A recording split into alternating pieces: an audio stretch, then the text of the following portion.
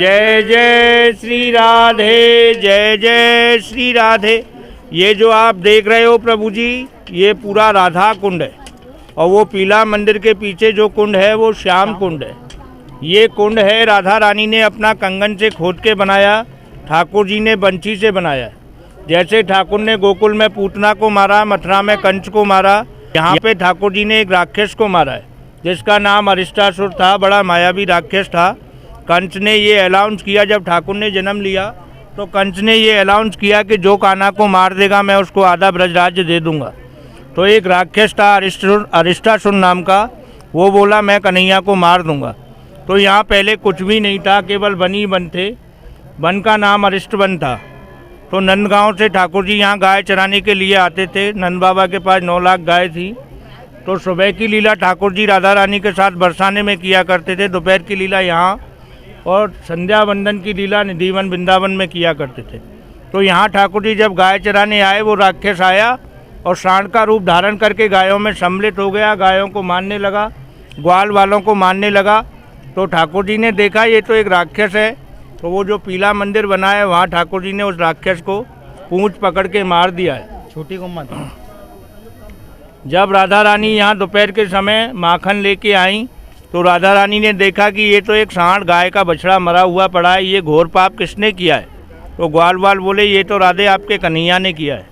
ठाकुर जी आए, राधे बोली हे कृष्ण हम आपको अब राजमंडल में नहीं आने देंगे, तुमने तो एक अपराध कर दिया, आप गऊ हत्यारे हो गए। ठाकुर जी बोले नहीं राधे मैंने एक राक्षस को मारा है। बोले एक राक्षस को तो मारा है लेकिन जो उसका रूप है वो एक गाय के बछड़े का है, इसीलिए आप गऊ हत्यारे हो गए। तो कान्हा जी बोले अब मैं क्या करूं। बोले आप सारे तीर्थों में जाओ और पाठ पूजा स्नान ध्यान करके आओ। तो ठाकुर जी ने कहा नहीं राधे मेरे को नंद बाबा की सौगंध है, जब तक मैं कंस को नहीं मारूंगा तब तक मैं ब्रज को छोड़ के कहीं नहीं जाऊंगा। तो ठाकुर जी ने अपने नारद जी द्वारा सारे तीर्थों को करवा चौथ के 4 दिन बाद जो अष्टमी आती है ना, वही अष्टमी बोलते हैं, उस दिन नारद जी द्वारा सारे तीर्थों को यहाँ बुलवाया है। सारे तीर्थ अपने अपने कमंडलों में हाथों में जल लेके इधर आए हैं। उनमें 2 तीर्थ नहीं आए हैं। ब्रह्मा जी जो हैं पुष्कर में, वो बोले मैं तीर्थों का राजा हूँ, एक छोटे से गाय चराने वाले के कहने से वहाँ मैं नहीं जाऊँगा।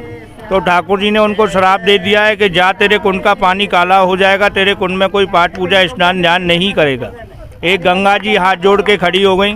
ठाकुर जी मैं तो आ जाती, मेरी छोटी बहन जमुना कुंवारी है, मैं उसको उलांग के नहीं आ सकती हूँ। तो गोवर्धन में जो गंगा जी पड़ती हैं, मानसी गंगा, वो ठाकुर ने अपने मन से प्रकट की है। उस दिन इस कुंड में जो भी अपने मन से कोई भी मनोकामना मांगता है उसके लिए एक फल को त्यागते हैं, 7 साल उस फल को खाते नहीं है, कार्य पूर्ण हो जाता है। खास करके यहाँ पुत्र कामना का वरदान है। जिन माता बहनों पे बेटा बेटी नहीं होते हैं, 10 साल हो जाएं, 15 साल हो जाएं, डॉक्टर मना कर दे, इस कुंड में आके स्नान करके एक फल को त्याग जाए, 7 साल में गोपाल हो जाता है। बोलिए जय जय श्री राधे।